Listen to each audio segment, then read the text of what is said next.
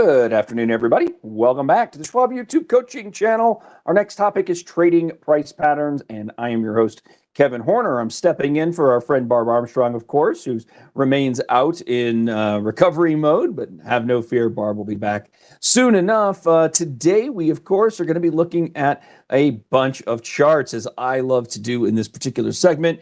Bringing to you some example charts that'll allow us to discuss concepts and strategies that traders might choose to employ here, some of which might incorporate discussions around upcoming earnings, some that may not. But nonetheless, examples and opportunities for us to kind of cover a number of key ideas here today. So happy to be with all of you. We are joined today by Brent Moores in the chat. Say hey to Brent. He and I had a wonderful discussion this morning on Trader Talk. If you missed it, that should be in the archives shortly, if not already. Really good discussion this morning about where we're headed potentially in the market, things we're paying attention to in the market, etc. So if you have a chance and you missed it, don't forget to check out the archive. One of the reasons that many of you are subscribers to the Schwab YouTube coaching channel, of course, which we appreciate. If you're not subscribed already, make sure you're doing so. And take a minute to follow Brent and me on X, Brent Moores CS and Kevin Horner CS. We will try to post for you throughout the week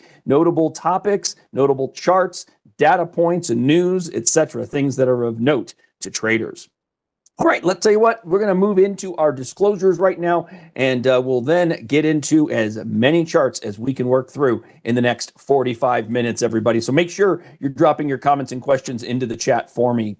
Now, please remember that our discussion here is exclusively for your information and your education. We do not make recommendations nor endorsements for a specific approach to trading the market here. We will discuss options. Options carry a higher level of risk. They're not suitable for all investors. You do need to be approved on each individual account in which you might like to trade options. It would be important to be familiar with the characteristics and risks of standardized options document. That's something we can provide for you with a quick phone call. Don't forget, we're available on the phones for you 24/7 every day of the year. So if you'd like to further your learning and you need some clarity on topics and strategies covered, a great way to do it is to reach out and speak with a registered representative. We will, as I mentioned earlier, discuss some technical analysis. Technical analysis is merely a piece of the puzzle, of course. We want to remind you to think of technicals as just that, not the basis for 100% of your decisions. We think it can be a component, of course, but we discourage you from basing decisions exclusively off technicals. Now, one other note as it relates to options, we work in a paper money platform, and anytime we are the seller of options, everybody, we are obligated to do something, either buy stock or sell stock via that option contract. It's important to know, though, in paper money, you will never be early assigned on a short contract in advance of the expiration Friday. However, this can happen in real life examples, in real life trading. You can be assigned on any short option anytime up to and including expiration Friday, and this can occur even if your contract is out the money. So if you have concerns about that, if that's something you're not familiar with, that is a wonderful topic to address with a specialist. All right, so today we're just going to, like I mentioned, dive right on in to the discussion on a number of key charts that might give us, again, an opportunity really to discuss some concepts that I think make we want to bring to light today, rather, for traders. So what I've done is I've built a new grid for myself today for trading price patterns, and we're just going to work through a lot of these charts and discuss ways to be thoughtful. Now, one key takeaway as a viewer here today, one thing I want to remind you of, it's called trading price patterns, but ultimately, defining patterns is not the greatest important thing when we're trading. Meaning simply, if you're looking at a pattern and saying, Kev, I don't know, is this an ascending triangle? Is this a pennant? Is it a flag?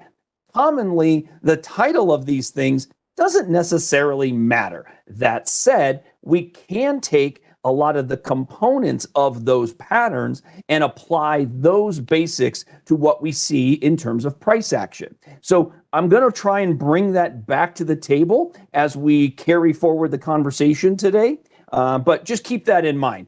Pattern definition might not be as important as the price action that we get following the pattern or once we see a pattern developing. So in the instance here, we're looking at end phase. The reason I brought end phase up, I'm just going to eliminate some of these drawing details. A pretty clear downtrend working here in end phase. Now, if I was to point out the type of move we've had, well, we've had a big breakdown from earlier. This was late last summer into the fall. And you can see that right around mid-October, we took out some areas of former support that did not maintain. And then we really got the selling going in earnest, didn't we? I mean, we were below all three of the major moving averages, the 20, the 50, the 200. But as we broke down, we really rode that 20-day much lower. And what's notable to me is that while we rode the 20-day lower for a good move here, down to this spot here, lost about 40%. My goodness, just from breaking support at 100, we found ourselves at 60 pretty darn quickly, everybody. That was 21 sessions, 4 weeks is all that took. So with that in mind, we had a pretty good downtrend in the midst. Now, many traders would look at this and say, we just sold off 40%. That's got to be a buying opportunity, right? And some traders may have had the guts to trade what we would refer to as a counter trend move, the bounce in a downtrend that takes you into resistance. Now, as we often say, whether as it relates to technical analysis, it's very easy in hindsight. Hindsight makes technical analysis a piece of cake. So would anyone be surprised by the fact that we have this tail here and this tail here coinciding with the prior gap level right here and that initial first low that we made after breaking down? Whoops, I thought I drew that. Let me try that one more time. There we go. So we see that we bounced into that and failed, right? And it was the failure to make any short-term higher high that told us, hey, this is going to be a struggle. It didn't tell us you need to be short or you need to take bear positions necessarily. It did just give us an understanding that in order for us to be bullish, we would have needed to move through that horizontal white line around 75, make a closing higher high to give a bullish trader reasons to participate there. What I find most notable, though, since that failure is not the 20-day, but rather the 50-day. Notice how we have many instances of the 20-day being violated to the upside, only to watch it price action come back below the 20-day after failing at the 50-day. So if we were to simply hide the 20-day moving average, it could be as simple as this sometimes, everybody. Just commonly, a trader might consider working with the moving average that is most respected by the stock itself. Okay? So it's pretty clear that we have been respecting, or traders trading this have been respecting, the 50-day moving average for quite a while here, right? You can see, even when we've got in there a number of days, in a 3-week window, we were at the 50-day and just couldn't make any higher highs, couldn't really close above the 50-day, and we just kept doing it. And so now we've noted, I'm going to take this oval, this really big oval, and so look at that. It's the exact same thing. So we've made another lower low, okay? Now, this is not necessarily the time where a bearish trader wants to set up a trade, right? So we're not going to use this as an example trade today, but I bring it up because even though we notice that we've made a new low, and I love that you called this out, Zinc, thank you for doing it. Yeah, we've got a bit of a bullish divergence with this new low in price. New low in price, not a new low in the RSI.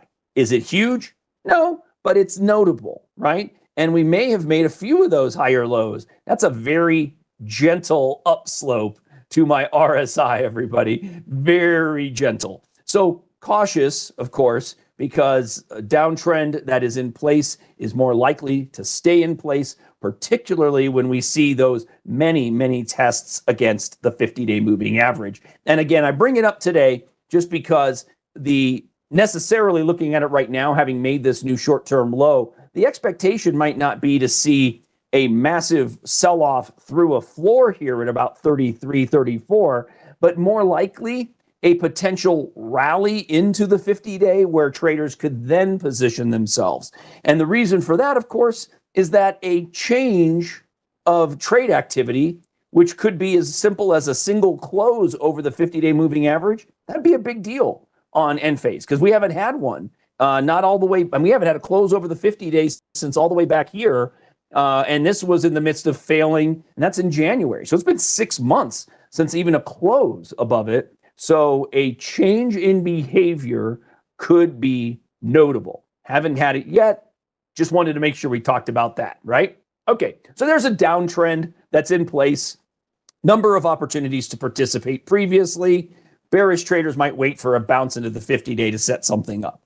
Okay, all right, moving on. Next chart, we've got Equifax. Now, Equifax appears to have reported earnings just this week late last week, rather, on the 22nd, and the stock broke down from here. Now, I mentioned earlier, we might not need to define everything by a clear pattern, but I think this one is kind of evident, isn't it, everybody? I'm going to drill in a little bit to make this more visibly available to us. And essentially what we got was a pretty good bear breakdown, a bear flag from the peak and the rejection at the 50-day. We created this lengthy flagpole of about, that looks like about $28 or so.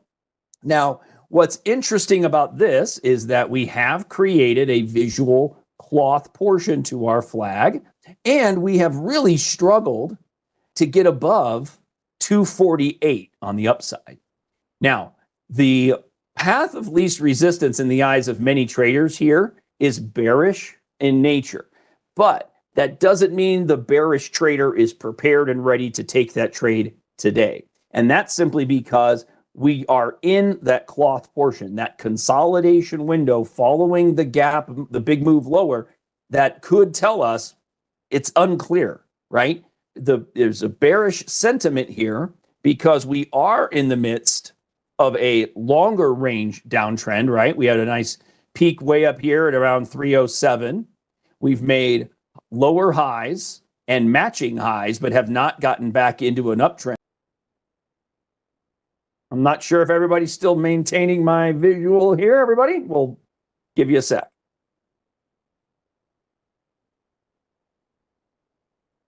All right, everybody. Sorry about that. Looks like we had a hiccup there in the stream, but we're good. So looking at this, that bearish bias we've been witnessing here in Equifax might make it an opportunity for a bearish trade. That said, what bear is ready to go before the flag breaks?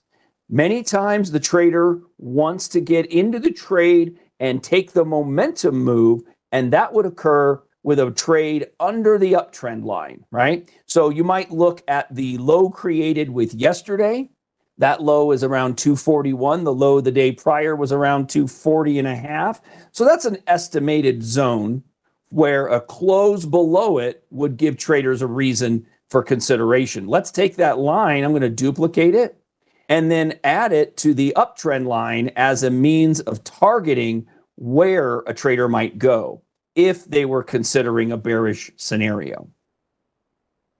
Now, at this point, the trader surely could put one on, but because we haven't seen the breakdown just yet, we might be in a more risk scenario than we would ultimately like. However, for our purposes, this is trading trading price patterns. I think it makes sense to at least take an example trade built on the idea that we have a bear flag, we have a breakdown from resistance, and we have a bearish overall bias. And as somebody else called out here, zinc once more, testing the 50 level and rolling over. Yeah, I agree with all of that. The RSI validating essentially a downtrend in price. So we certainly could suggest that an example trade can be implemented here, utilizing most recent resistance at around 248. And what type of example trade here, everybody? What about a long put vertical situation where we expect more downside pressure and we would like to profit as the stock goes lower? So we could consider owning a put at a price in the ballpark, for example's purposes only, around 250, maybe as high as 255, and then selling a put lower, so that if the stock falls and reaches that lower series strike price, we would be looking at a trade that would allow us to make the difference between the strike prices. So let me build that up, everybody. The measured move target suggests, let's call it 215. So we're looking at a potential $30 swing from the current last trade to what could be a measured move target, which I will reiterate is not a guarantee to be achieved. As we know, they don't have to occur the way we expect, but that's one way a trader might do it. Now, if we're thinking that a 30-point fall could come into play, what would be a smarter approach to building our spread? Do we want a 30-point spread if we think the stock could drop 30? Many traders would suggest no, and they might lean in to the idea that instead of a 30-point spread, they might do a 20-point spread because they might feel more confident that they're going to get the majority of that type of a move. So let's take a look. Go back to, all right, here's the chart one more time. So probably like a 250, 230, or 250, 225, something like that. Not a bad idea to be more conservative in nature. So let's look at the Equifax contracts. We can go out 2 weeks here. You're going to get me back between now and then again. And here we're on the straddle, let's just go to vertical. Actually, you know what? Instead, we're just going to go to single and we'll build it. So we were suggesting a long 240 as our example long put. And then if we wanted perhaps the 230, or my goodness, see, here's the struggle, everybody. As you can see, over 2 weeks, boy, we're going to be aware that we're not going to get a whole lot of give back by selling the 230. Now, that is 20 points, so that's not too much of a shock. It's going to reduce the cost of our long put purchase by about $1.30, $1.40, maybe $1.50 if we got lucky. That's one thing for consideration, right? If we are buying the 250, selling the 230, it could be about $7. How does that work out for us math-wise, everybody? So just a reminder, $20 spread, $7 cost, we make the difference between those. 13 would be our max gain. In such a scenario, our max loss would be the cost to put on the spread, and that assumes that we close the contracts at expiration and do not find ourselves being assigned or exercising any contract to take on stock or sell stock. So keep that in mind as well. Jay, you're making a great point about today being a Fed day. I totally understand that. For our purposes, everybody, please just remember today, think about this not so much in the broader scheme of the market, but more specifically tied to pattern and process than anything else. But I absolutely appreciate the view because you're right. For a lot of traders, it is perilous to be trading in front of the Fed, regardless of expectations. So give some thought to that. Let's also look to see, I think Equifax, so they just had their earnings, right? So by going 2 weeks, we could even go to the next series and maybe do better. In fact, we could maybe make it more affordable for us if we went out to a new window. So maybe we do give consideration to that. Stay gold. Let's see. How does this look if we went to September and had 50 days? So, well, I don't have to go there. Obviously, I can do this really simply, everybody. Let's just make the change right here. So I'm going to September now, 250 by 230. And here's what it looks like. 250 is 1270 on the ask, and the 230 is 370. So we'd pay another $1 or so to get that extra window of time. But that extra $1 is $1 that we're not able to make. So give the consideration to that, right? Another good point, Sharon. Let's look at the volume here. See. All right. So volume and open interest is pretty negligible here, right? We've got about 50 contracts. Now, if we're going to be doing one contract, that's not going to be terribly problematic for us. But it's a good point. Not a lot of activity on this at this point. And I appreciate all of these comments, everybody. You're absolutely right. These are things for consideration. Not every trader wants to be involved in a limited amount of contract and open interest. I understand that liquidity can play a part of it. We want to be where, given the chance, a smaller fish in a bigger pond rather than being the biggest fish in a small pond. That does make sense to me. So I understand where y'all are coming from. But again, we're focusing,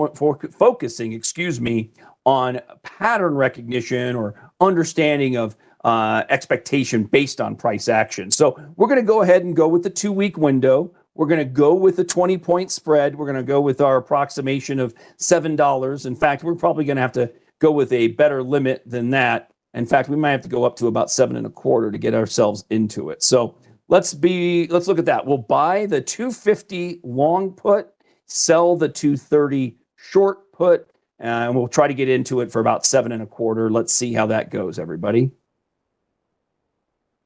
Yep, there's our max gain at 1275, max loss 7.25, not including any additional risk associated with the underlying stock.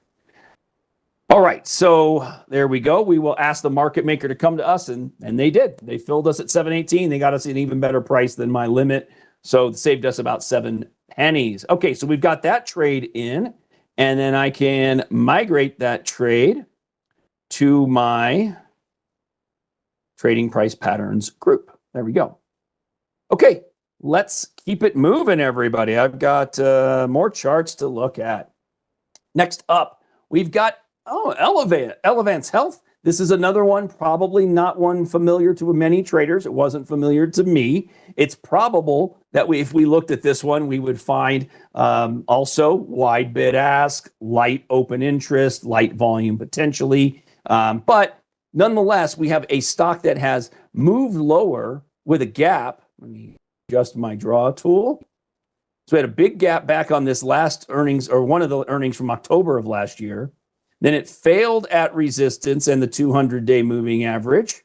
Failed there, made a new low, basically range bound between 360 and 450, so about a 90-point range, and then fell from 360 and made a move all the way down to 280. So it basically gave up 80 points. Now you've got a bear flag once more. So this sets up almost identically to the Equifax trade, everyone. Certainly an opportunity one way or the other for traders. The level that traders might look to, of course, be just breaking the flag and then maybe taking the trade in the direction of the flag. If, however, the trade were to break to the upside, remember that it's more likely to find resistance than it is to simply rally to all-time highs or rally to change the trend. So even though it might break the downtrend to the upside, expectation would be for a potential pause at the 20-day. If it can take out the 20-day, then potential pause zone up around 334, 335. That's the gap level. And then you've got the 50-day above that. Okay, so around 355. Lots of work to do for that one to do much better. Okay, moving on. Okay, we got Prudential. So this one comes up for me because we see that it's already failed, having rallied into an approximate gap level. I'm going to put that right around 108, 109 or so. Interesting here, the low on the gap, the low this day was 109.86. And then these 3 days, 3 or 4, represent the highest highs in that rally back. 109.68, 109.66, 109.99, and 109.64. Basically testing that gap ledge almost to the penny and then showing weakness thereafter, rolling over. This one does have earnings after the bell. And a consideration here, of course, could be for a trade on a breakdown coming as early as tomorrow if earnings are poorly received. a move through support at 100 might not be great for the stock in the short run. So, I mean, what pattern are we going to call this one other than maybe just some consolidation in here, everybody, for the last few months? You know, a lot of the market has been moving upward over the last few months. Unfortunately, insurers have not. And this range that we see from about 100 on the low and 108 to the upside tells us that a broken range, one way or the other, could move about 8 points over the course of a 3-month window approximately. And if that were the case, well, then you might have an opportunity for a trade into the ballpark of around, say, 92 or so. And that's in this zone.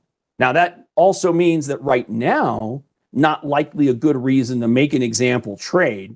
The option available to us could be something like a close under $100 a share.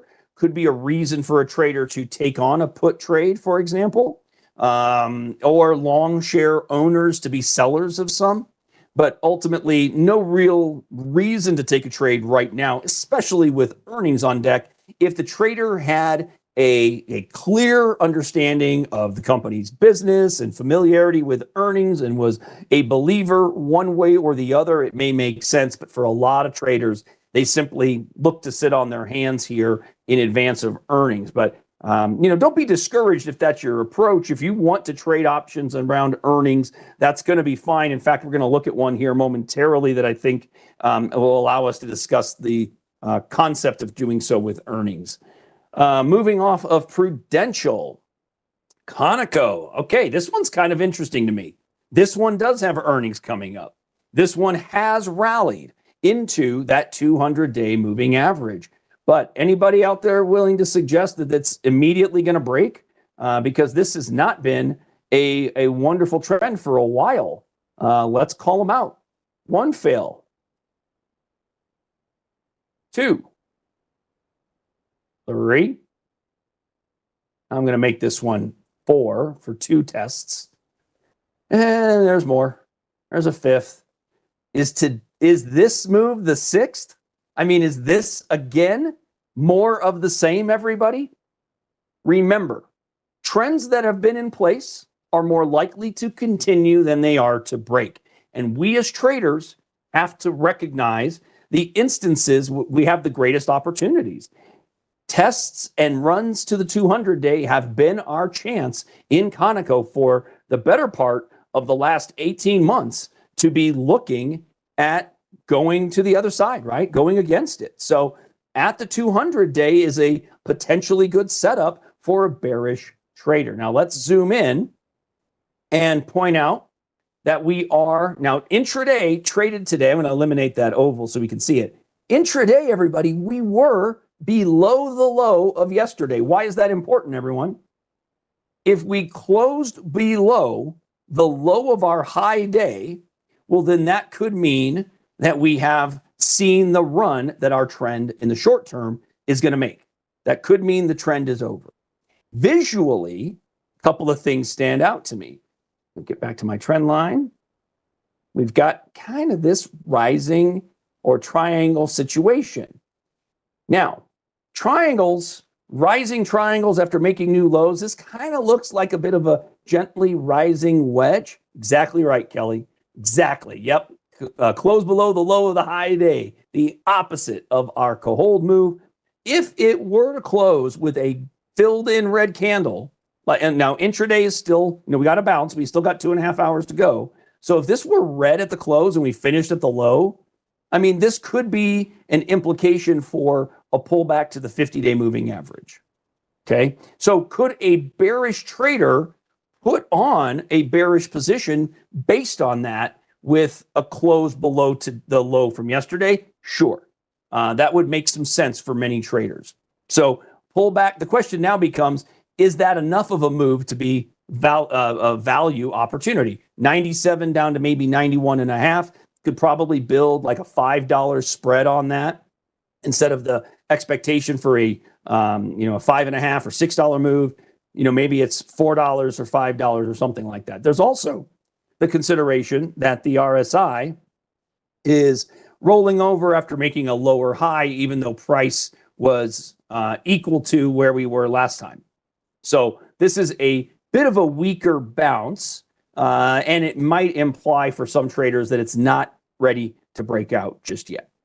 Okay, so this could be a long put spread again. It could also be a short call spread for the trader who would look to bring in premium in lieu of spending premium, right? So some traders prefer to bring those dollars into the account rather than spending their money on the portfolio. And this is one of those situations where we have a bearish trend, short-term bullish, but the trader doesn't believe in a breakout necessarily. So they might just build a call spread situation above the 200-day moving average and limit their losses, to a range that makes sense.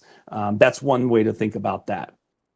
Okay, we're going to keep moving so we can get to another example here, everybody. I have 3 coming here that I want to talk about briefly. Again, we are looking here. This is Targa Resources. I'm bringing this up because as we see in a couple of new positions as I go forward in some of these charts, everybody, these are still in consolidation mode. And I want to reiterate that when we're in mode like this, as we are tightening the trade action, lower highs or higher lows along the way, lower highs along the way, we are reaching a point of breaking this scenario, right? We're going to trade above that downtrend line or below the uptrend line, and that's going to give traders an understanding of the next opportunity. As it stands right now, we are right in the middle of it. There's really nowhere to go.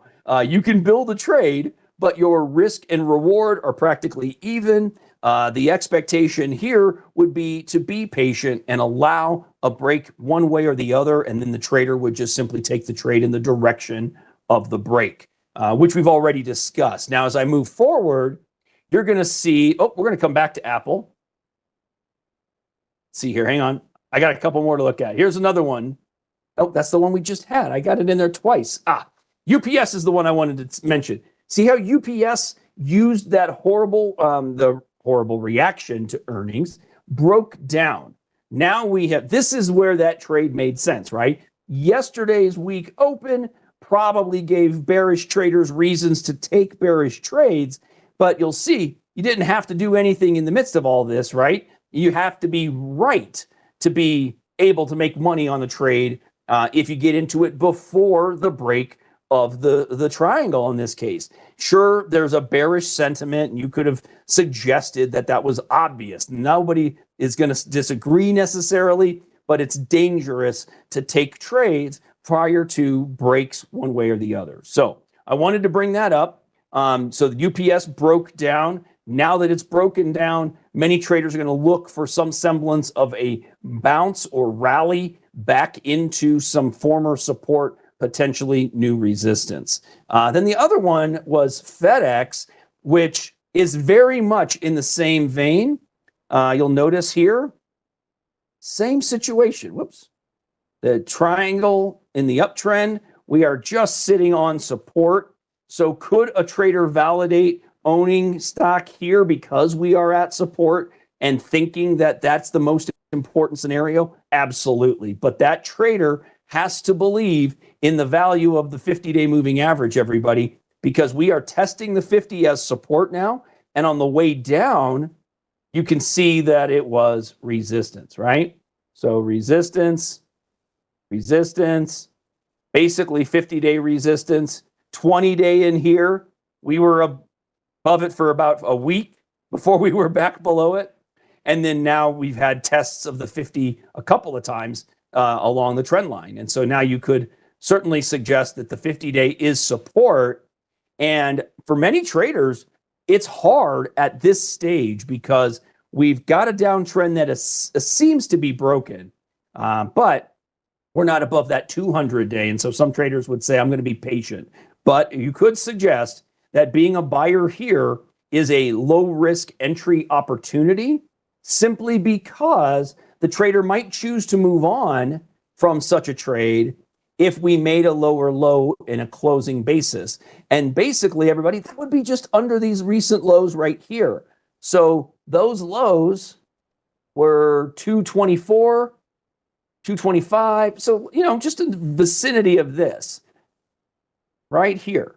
And so if the trader said, yeah, I could ride this down to 224 from entry at 230, risking about $6 to $7 to the downside for the potential to get back to the top of the channel, which could be about 15 points. So if we were looking at $7 of downside for potentially 15 of upside, from a risk to reward on owning shares, that might make some sense. Okay, about $1 of risk for $2 of profit. That's kind of in the zone of what some traders consider to be the lower minimum of what they want to achieve in terms of risk versus reward. Okay, Terry, I want to read your question. Yeah, it's not a simple question. I think this is always appropriate. Does it make sense to get into the trade when it's inside the narrowing window? I think that it's exactly right. It doesn't make sense. It makes more sense for many traders to wait and see where it's going. Now, it is true that these types of patterns are often considered continuations, and it matters the manner in which we come into it. So we are in a downtrend. So the fact that we've come into a downtrend and consolidated the way that we have, it might give bears the belief that they're the ones in charge, but that doesn't mean it's got to go their way. And so if we're trying to be as disciplined as possible, many traders would simply allow the price action to dictate it. And further, they might allow the price action to dictate it based on closing prices rather than intraday price movement. Going back to, I think it was the ConocoPhillips trade where we saw how we were lower than the low of the high day yesterday, but it was there intraday only. It's too early to know, right? Some traders are aggressive on their entries. Some traders are less aggressive on entries. And some traders just sit on their hands until given more clarity, and there is nothing wrong with that. What matters, as usual, is knowing what you define as confirmation so that you can utilize that to make your decision. So are you the trader that is aggressive and wants to go long as soon as they can? Are you the trader that's aggressive and wants to go short as soon as you can, or trade the bear side when given the signal? Those are fine, as long as you're comfy with it and recognize that it carries more risk. My hope, though, is that many of you take away things that are part of this discussion that can help us learn from other people's mistakes, right? Part of being a trader is learning from our own mistakes. And I've paid many, many, many dollars in market tuition. And my hope is that through sharing concepts and strategies employed by many traders, that we can aid you in avoiding those same mistakes. Unfortunately, it's not going to happen for everybody. Many of us, human nature, just wants us to take those lessons on our own. We have to take those lessons. We have to learn those lessons through bad trades or bad decisions. That's when it really solidifies. At least that's when it mattered to me. When I actually was capable of putting that money on the table, building my trade, seeing the mistake I made, having that mistake felt in the form of my pocketbook, taking a beating. I lost X dollars because I made a terrible decision. That's really what solidified the learnings for me. But I want to help you all not have to do that. So that's why we host these classes. That's why we talk about these concepts. We don't know what's going to happen. We only have probabilities to work with. All right. Okay. We're going to go back. We've only got a few moments left. We're going to go back to that Apple trade because Apple is set up for another move. It's pretty intriguing here, everybody. But with earnings on deck, we could position ourselves one way or the other. So the trader has to have a bias to take a trade like this in advance of earnings, right? And I know that I just got done saying, hey, we've got a pattern. Maybe we don't trade it in advance of the pattern, but the pattern coming to fruition, meaning a break one way or the other. But what I want to do nonetheless is take advantage of this known implied volatility risk that we're going to have in Apple and build a spread that will be less costly for us because of that implied volatility cost, so that we can build out a cheaper opportunity to profit. Now, I'm not sure which way we're going to go.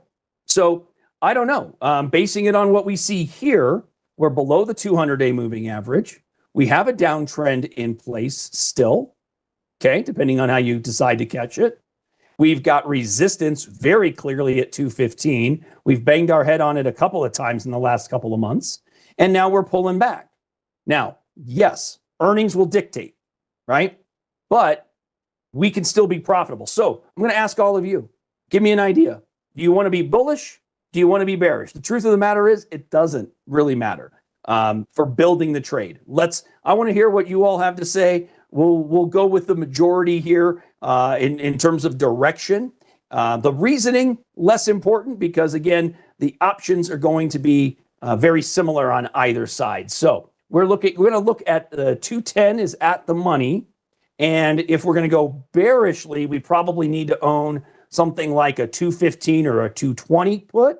If we want to be on calls, we're probably going to need to own something under the 50-day, like a 200 call, and sell, upward in the neighborhood of the 220 call. A lot of you looking bearish, but all right, short put, bullish and bearish, bullish and bearish, bearish, bearish, bullish.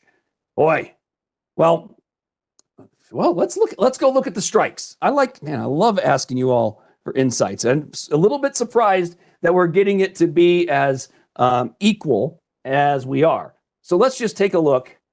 Okay, so 215, lows at 190, 205 is the 50-day. Let's just look at the spread details real quick. So because we have earnings, we can just double. Yeah, so we can use this week. All right. So using this week, now these are not as juicy as I would have expected, everybody. 68% IV, not as high as I might have thought. So if we want, look at the 210s. We are right on the money at 210. We're off just by a few pennies. This implies bias slightly on the call side. But you guys, looks like I've got, boy, it's about even, everybody.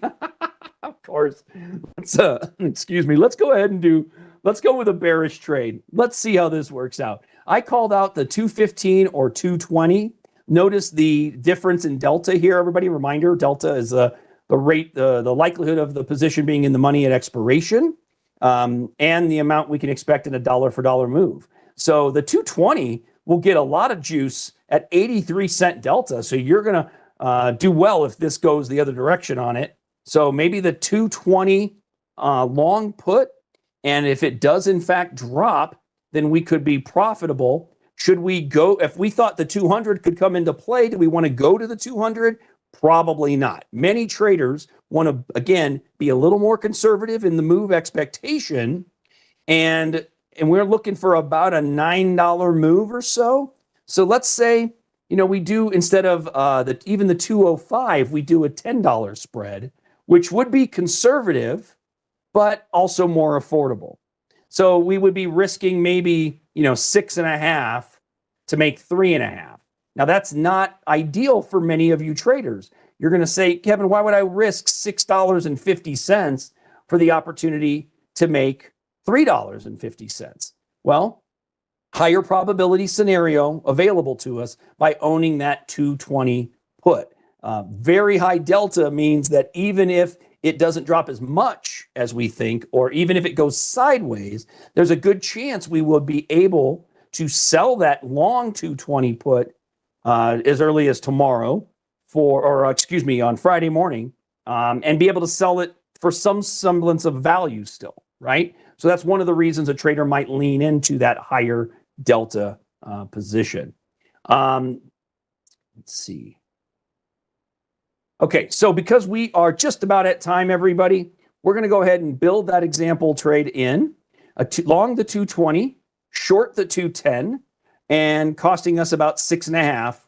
And as we can see, our max profit scenario, 350, our max loss, 650. Now, again, we're only looking for examples here, everyone. And I wanted today to bring to the table some trades that we have not been using. We've been bullish in so many of our instances here.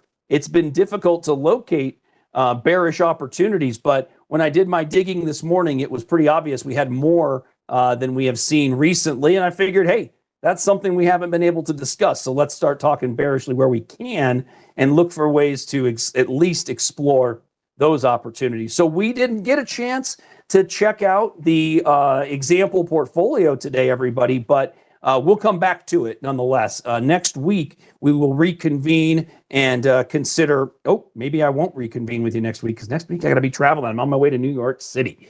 So chances are you'll have another host for next week, but we will nonetheless revisit when I'm back with you all. So as always, love hearing from you all. Thank you so much for being part of the show today, participating, sharing your questions and your ideas. Follow me on X, Kevin Horner CS. Follow Brent there as well, Brent Morris CS. We greatly appreciate you keeping tuned right to the YouTube channel, of course, and following us. Don't forget to hit that thumbs up button. We're going to get this one out into the archives as quickly as we can, and that'll help us on our replay. So hope you all have a great rest of your Wednesday, everybody. I look forward to catching up with you again real soon.